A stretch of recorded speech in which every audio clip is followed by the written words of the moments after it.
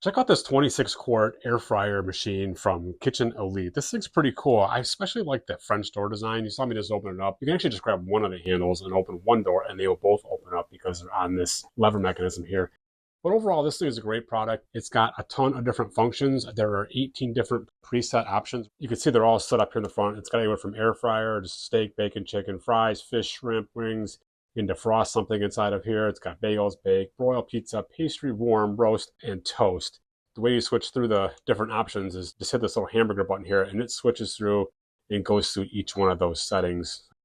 There is a manual setting as well. The way to do that is just to hit this button here and hit the little temperature icon here, and then you can manually adjust the temperature setting that you want to set it at, both up and down. There's a plus and a minus sign. And the same thing goes with the clock icon here.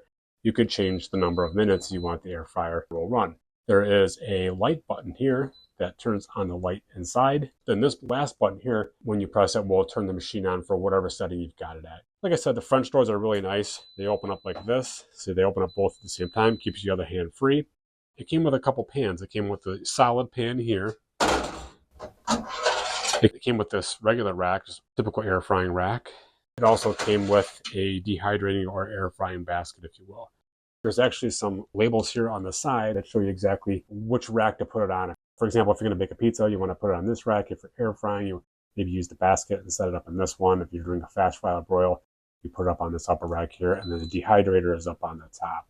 Overall, a great countertop air fryer. One thing you want to be careful of is the dimensions. It's about 16 inches across, about 15 inches tall, and about 15 inches front to back. The vent is in the back, and the cord is about 3 feet long, and it comes off the lower right back of the unit. Really like this air fryer for the sheer volume of the 18 presets, the large capacity. It's great.